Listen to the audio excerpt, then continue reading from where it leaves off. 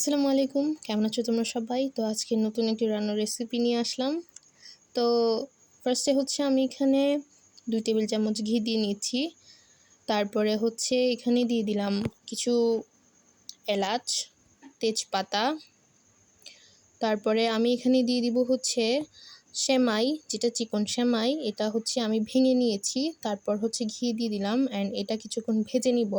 এখানে ভেজে দেন এটার মধ্যে আমি অ্যাড করব হচ্ছে সামান্য পরিমাণে মানে স্বাদমতো চিনি আর কিছু সামান্য পরিমাণে লবণ। আসলে মিষ্টিতে লবণ দিলে চিনিটা অনেকটা ব্যালেন্স আর খেতে অনেক মজা লাগে।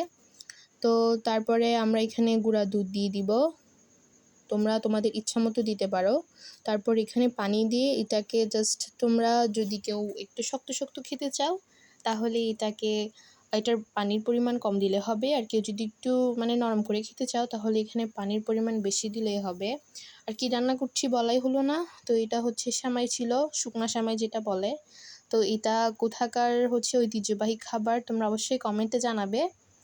তো এভাবে করে নাড়তে, নাড়তে আর অবশ্যই এটা সবসময় নাড়াচাড়ার উপরে রাখতে হবে, কারণ এটা যেহেতু মিষ্টি খাবার নিচে লেগে যায়, বারবার লেগে যাওয়ার সম্ভাবনাটা আছে।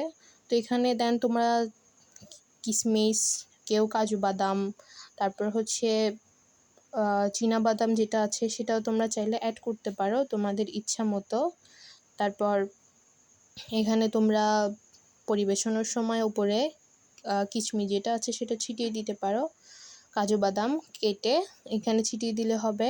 তো তোমরা চাইলে এটা বাসায় ট্রাই করে দেখতে পারো। এটা খুবই মানে কম উপকরণে অ্যান্ড তুমি বাসায় সেমাই, চিনি থাকলে রান্না করে খেতে পারবে। তো অনেকে যারা পারতেন না, আশা করছি আজকের ভিডিওটি তাদের জন্য অনেক উপকৃত হবে। অনেকের আছে যে হচ্ছে বেশি শুকনা হয়ে যায়, আবার বেশি নরম হয়ে যায়। তো আশা করছি এটা হবে না। তোমরা এটা ট্রাই করো। অ্যান্ড নামানোর আগে আমি আবার একটু ঘি দিয়ে নিচ্ছিলাম। তো তোমরা অবশ্যই ট্রাই করে জানাবে তোমাদের কাছে রেসিপিটি কেমন লেগেছে। অ্যান্ড মিষ্টিটা তোমরা ব্যালেন্স করে দিবে তোমাদের স্বাদ মতো, তোমরা যেরকম খেতে চাও। তো এই পর্যন্তই ছিল আজকে। আল্লাহ হাফেজ, সবাই ভালো থেকো।